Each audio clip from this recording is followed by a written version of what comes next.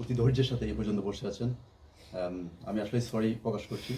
আমি জাস্ট একটা কথা বলে শেষ করে দিব। আপনারা জানেন বাংলাদেশে যা ঘটছে আসলেই তা আমি মনে করি আমাদের সাধারণ জনগণ যারা আছে তাদের জন্য টু মাচ হয়ে যাচ্ছে, তাদের প্রতি নির্যাতন করা হচ্ছে। আমি আজকে যদি ভোটিং রাইটস নিয়ে কথা বলি, আপনারা চিন্তা করে দেখেন, যখন তত্ত্বাবধায়ক সরকার গঠন করা হয়েছিল 2006 সালে পরে, তাদেরকে একটা পাতানো নির্বাচনের মাধ্যমে আওয়ামী লীগ সরকার ক্ষমতায় নিয়ে আসা হয়েছিল। 2008 সালে যে নির্বাচন হয়েছে সেটা ছিল সম্পূর্ণ আমি বলবো যে হাইজ্যাক করার মাধ্যমে। রাত্রে পৃথিবীর কোনো দেশে কি আপনারা দেখাতে পারবেন বা কোনো কি নজির আছে যে ব্যালট বক্স রাত্রে ভোরে ক্ষমতায় আসার? আমার মনে হয় না তেমন কোনো দেশ পাবেন না, একমাত্র বাংলাদেশ ছাড়া। কিভাবে সম্ভব? একটা গণতান্ত্রিক রাষ্ট্র ধ্বংস করা হয়েছে। 1971 সালে কি আমরা কি স্বাধীনতা যুদ্ধ কি এই জন্যই করেছিলাম? সেটার জন্য করি নাই। ডেফিনেটলি আপনারা বলবেন না আমরা এই জন্যই আমরা এই জন্যই স্বাধীনতা করি নাই। আমরা স্বাধীনতা করেছি, আমরা কিন্তু স্বাধীনতা রক্ষা করতে পারি নাই। আমি যদি জুডিশিয়ারি কথা বলি, আপনারা জানেন 2010 সালের পর থেকে বাংলাদেশের অন্যতম নেতৃবৃন্দ, ইসলামিক নেতৃবৃন্দ এবং জাতির সূর্য সন্তান 5 জনকে বর্তমান আওয়ামী লীগ সরকার হত্যা করেছে। কিভাবে সম্ভব একটি রাষ্ট্রের এরকম অন্যতম লিডারদেরকে, ইসলামিক লিডারদেরকে এইভাবে ওদেরকে ফাঁসির মাধ্যমে হত্যা করা? আমার মনে হয় নজির অন্য কোথাও বর্তমান সময় নেই। আমি যদি কথা বলি ফ্রিডম অফ এক্সপ্রেশন, আপনি কি পারবেন আজকে প্রেস ক্লাবে বা বাংলাদেশের প্রেস ক্লাবে বা যে কোনো ধরনের স্ট্রিটে কোনো ধরনের কথা বলার, গভর্নমেন্টের এগনিস্টে কোনো কথা বলতে পারবেন? আমার মনে হয় আমার নিজের ব্যক্তিগতভাবে কোনো ধরনের নেই, সাহস নেই। ডেফিনেটলি আমি মনে হয় আপনারা একমত প্রকাশ করবেন যে আপনাদেরও এরকম কোনো ধরনের সাহস নেই যে বাংলাদেশের সরকারের এগনিস্টে কথা বলার বাংলাদেশে। আমি যদি কথা বলি সোশ্যাল মিডিয়া রাইটস নিয়ে, আপনারা জানেন আবরার বুয়েটের ছাত্র, একজন মেধাবী ছাত্র, কত কষ্ট করে অভিভাবকরা একজন সন্তানকে বুয়েট পর্যন্ত পৌঁছিয়ে দেয়, এটা আমরা কেউ বলতে পারবো না, একমাত্র অভিভাবকরা জানে। কত কষ্টের বিনিময়ে একটা ছাত্রকে ঢাকা ইউনিভার্সিটিতে, একটা ছাত্রকে বুয়েটে নিয়ে আসা হচ্ছে। ভেরি হার্ড রেজাল্ট, তাদের যোগ্যতা, তাদের পড়াশোনা সবকিছু কত স্যাক্রিফাইস করে ফ্যামিলিগুলো তাদেরকে এই পর্যন্ত নিয়ে আসে। আর সেখানে মাত্র একটা ফেসবুক স্ট্যাটাস, আর এটা কিছু দেশের জন্য, দেশের কল্যাণের জন্য। আমি আমার দেশের কল্যাণ চাইবো।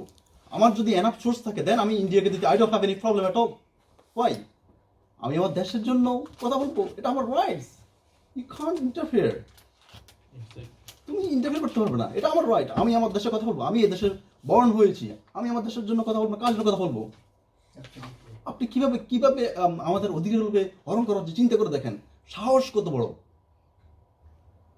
আমি যদি কথা বলি ফ্রেস গণমাধ্যমের স্বাধীনতা, আপনারা জানেন সাগর রুনি সেই কত বছর আগে, I think nearly 5 to 7 years back, তাদেরকে 8 years হয়ে গেছে, তাদেরকে মারা হয়েছিল। এই একজন সুন্দর দম্পতিকে শেষ করে দেওয়া হয়েছে। দেখেন আমরা এমন বাঙালি জাতি, আমাদের ইস্যুগুলো কিন্তু আসছে, একের পর এক ইস্যু আসে, আমরা ভুলে যাই। তাদেরকে বলছিল যে কি 24 ঘন্টার মধ্যে, সাহারা বলছিল যে 48 ঘন্টার মধ্যে তাদেরকে বলছিল যে তাদের যে ক্রিমিনালরা মেরেছে তাদেরকে ওরা বের করে নিয়ে আসবে। এখন পর্যন্ত কি 48 ঘন্টা শেষ হয় নাই? জব দিতে কোথায়? কোনো চার্জশিট, কোনো মামলা হয়নি, কিছু নাই। এই জব দিতে কোথায়? একটা কান্ট্রি কিভাবে চলে? একটা কান্ট্রি কিভাবে, মন্ত্রী পরিষদ কিভাবে গঠিত হয়? কোনো রেসপন্সিবিলিটি বাংলাদেশে নেই। আমরা আসলেই হতাশ, আমরা আসলেই এমন একটা জাতি, আমরা আমরা আসলে কিছু করতে পারছি না আমাদের বাংলাদেশের জন্য। এত সুন্দর সবুজ শ্যামল একটা দেশের জন্য আমরা কিচ্ছু করতে পারছি না। Very sad. আমি যদি বলি আমার দেশের, আপনারা জানেন আমার দেশের একজন কলম সৈনিক মাহমুদুর রহমান, তাকে কিভাবে রক্তাক্ত করা হয়েছিল কোর্ট প্রান্তরে, তাও কি বাংলাদেশের কোর্ট প্রান্তরে, যেখানে সে সুবিচার পাওয়ার কথা, আর সেখানে সে গিয়ে ছাত্রলীগ দ্বারা আক্রমণ হয়। এই কেমন বাংলাদেশ? আপনারা জানেন সংগ্রামের সম্পাদক আবুল আসাদ সাহেবকে, একজন বয়োবৃদ্ধ, I think nearly more than 80 or 90, nearly একজন বয়োবৃদ্ধকে আমরা দেখলে সালাম করার কথা, আমরা তাকে তার কলমের স্বাধীনতার জন্য তাকে আমরা অ্যাপ্রিসিয়েট করার কথা। আর সেখানে আমরা কি করা হয়েছে, মুক্তিযোদ্ধা মঞ্চ। এটা হলো তো মুক্তিযোদ্ধা মঞ্চ না, এগুলো হলো যে ছাত্রলীগের সব সন্ত্রাসী। এগুলো রহস্যের সাথে কানেক্টেড, তাদের সাথে শুধু একমাত্র যারা রিপুটেবল সাংবাদিক তাদেরকে শেষ করার জন্য আজকে তাকে এইভাবে নির্যাতন করা হচ্ছে, ইভেন তাকে থানায় নিয়ে সারা রাত্র বসায় রেখে দেওয়া হয়েছে। কেন? একজন ভাবে তুমি এটা তুমি করতে পারো না। সে যদি কোনো যদি ভুল করে থাকে, সে যদি উল্টাপাল্টা লেগে থাকে, আমাদের বাংলাদেশের আইসিটি একটা ইউনিয়ন আছে, definitely we should give complain to them, then they gonna bring him to the court. সে যদি কোনো ভুল করে থাকে, আমরা কোর্টে নিয়ে আসবো, আমরা আমরা লেখালেখি করব। কিন্তু সেক্ষেত্রে ছাত্রলীগকে বা মুক্তিযুদ্ধ মঞ্চকে, আসলে এটা মুক্তিযুদ্ধ মঞ্চের নামে ছাত্রলীগ সন্ত্রাসী ঘটনা ঘটিয়েছে। আপনারা জানেন সেই দীর্ঘ অনেক বছর পর ডাকসু নির্বাচন হয়েছে, I think more than 28 years. DUCSU নির্বাচনে সে কিন্তু সে কিন্তু এটা কি বলে, সে তো নির্বাচিত বিপি, সে কিন্তু সিলেক্টেড না, he is an elected person since I think after 20 years back.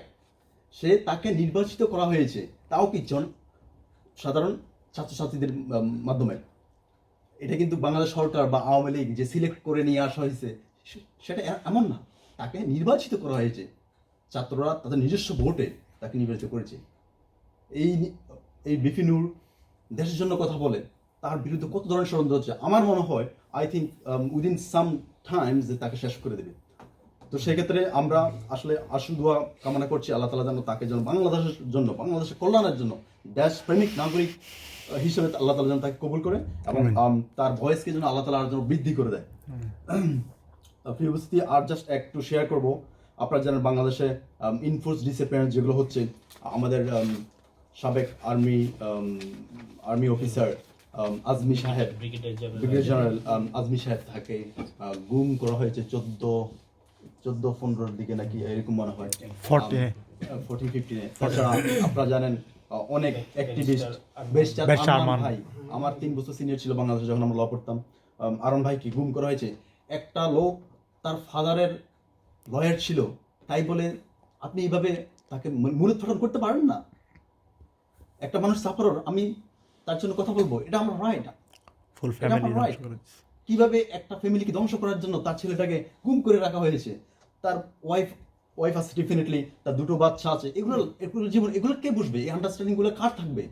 এই কষ্টগুলো কে কার কাছে শেয়ার করবে? আপনি চিন্তা করে দেখেন, আপনার আমার যদি আজকে যদি বউ বাচ্চা বা কাজিন বা আমাদের ফ্যামিলি মেম্বার যদি গুম হতো, আপনার কি আজকে এখানে বসতে পারতেন? আপনার কি গুম হতো? ডেফিনেটলি আমি মনে করি আপনাদের গুম হতো না। কিভাবে সম্ভব স্বাধীন দেশে? সে একজন ব্যারিস্টার, যে শুধু বাংলাদেশের ব্যারিস্টার, সে রিপ্রেজেন্ট করে সারা ওয়ার্ল্ডকে। তো আরো আছেন, আপনার জানেন ইসলামী বিশ্ববিদ্যালয়ের সাবেক 2 দায়িত্বশীল, আবু রায়হান একজন, আর মোস্তাফিজুর রহমান। তারা যখন ঢাকা থেকে চলে যাচ্ছিল কুষ্টিয়াতে, সাভারে তাদেরকে বাস থেকে নিয়ে আসা হয়েছে। কিভাবে একটি দেশে বাস থামিয়ে, আব্দুল মুকাদ্দাস ভাই, তাদেরকে বাস থামিয়ে তাদেরকে র্যাব এবং অন্যান্য অফিসাররা, সাদা পোশাকধারী অফিসাররা গিয়ে তাকে নিয়ে আসেছে। আমার মনে হয় বাংলাদেশের ইতিহাসে এই রকম কলঙ্কজনক অধ্যায় আর মনে হয় কখনোই আসবে না। আপনারা যদি দেখেন 25শে ফেব্রুয়ারি আমাদের বাংলাদেশের ইতিহাসে কি করা হয়েছে, 25 ফেব্রুয়ারি আমাদের অফিসারদেরকে হত্যা করা হয়েছে। এই 60 জন চৌকস অফিসার, আমার মনে হয় বাংলাদেশের ইতিহাসে আর কোনোদিন ঘটবে না। এদেরকে এই পর্যন্ত অফিসার পদে আনার জন্য বাংলাদেশ গভর্নমেন্ট, প্রিভিয়াস গভর্নমেন্টগুলো কত কষ্ট করেছে। তারা ছিল আমাদের সূর্য সন্তান, তাদেরকে দুনিয়া থেকে বিদায় করে দেওয়া হয়েছে, এবং শুধু তাদেরকে বিদায় করা হয়নি, তাদের ফ্যামিলিগুলোকে ধ্বংস করে দেওয়া হয়েছে। প্রিয় উপস্থিতি, আপনারা জানেন 6 মে বাংলাদেশে কি হয়েছে? গভীর রাতে আওয়ামী লীগ সন্ত্রাসীরা কি করেছে? More then I think 5 to 10,000 people, নিরীহ ছাত্র জনতাকে, নিরীহ আলেম উলামাদেরকে মেরে ফেলেছে। আমরা আজকে প্রোগ্রাম থেকে তীব্র নিন্দা প্রতিবাদ জানাচ্ছি। তারা আমাদের ভাই। একটা রাষ্ট্রে আমার কথা বলার অধিকার আছে, আমার প্রতিবাদ করার অধিকার আছে। আমি কেন পারবো না? This is my country, I should speak, I should raise my voice against all the oppressions, whatever happening in Bangladesh. This is my rights. আমাদের জানেন যে বেসিক রাইটস আছে, আমাদের বাংলাদেশে কথা বলার অধিকার আছে, আমাদের যে এক্সপ্রেশন, যে অভিব্যক্তি প্রকাশ করার আমাদের রাইট আছে। As a citizen of Bangladesh আমাদের রাইট আছে কথা বলার জন্য। সেক্ষেত্রে গভর্নমেন্ট কি করছে? আমাদের কথা বলার রাইটগুলোকে তুলে নিয়েছে। প্রিয় উপস্থিতি, সময় একবারে শেষের দিকে, আমি আসলে সরি প্রকাশ করছি যে সময় বেশি নেওয়ার জন্য। এই ছিল বাংলাদেশের চিত্র। আশা রাখি ইনশাল্লাহ স্ট্যান্ড ফর বাংলাদেশ প্রতিষ্ঠিত হয়েছিল একমাত্র বাংলাদেশের পক্ষে কথা বলার জন্য। আমরা আশা করব আমরা আরো প্রোগ্রাম ভবিষ্যতে রাখবো। আমরা আশা করব আপনারা সবাই উপস্থিত থাকবেন, আপনাদের কথাগুলো রেজ করবেন, আপনাদের মত প্রকাশ করবেন। আই থিঙ্ক আমরা যদি আমাদের দেশের জন্য ডেফিনেটলি আপনাদের সবারই মায়া আছে, আমি মনে করি। যদি মায়া থাকে, আমরা যখনই প্রোগ্রাম ডাক দিই প্লিজ চলে আসবেন, anywhere in London or somewhere. আমরা নর্মালি ইস্ট লন্ডনে মোটামুটি করবো, হয়তো বা আমরা আমাদের প্ল্যান আছে আগামী 2-3 মাসের মধ্যে আমরা হাউস অফ লর্ডস যেতে পারি, বা পার্লামেন্টে বা এনিহোয়ার। আমরা যখনই ডাকি প্লিজ আপনারা আসবেন। আপনাদের হেল্প ছাড়া আসলে আমরা কোনো প্রোগ্রাম করতে পারবো না আর কি। তো সে কথা বলে আমি আমার কথা শেষ করছি। আসসালামু আলাইকুম রহমতুল্লাহ তাআলা ওয়া বারাকাতুহু।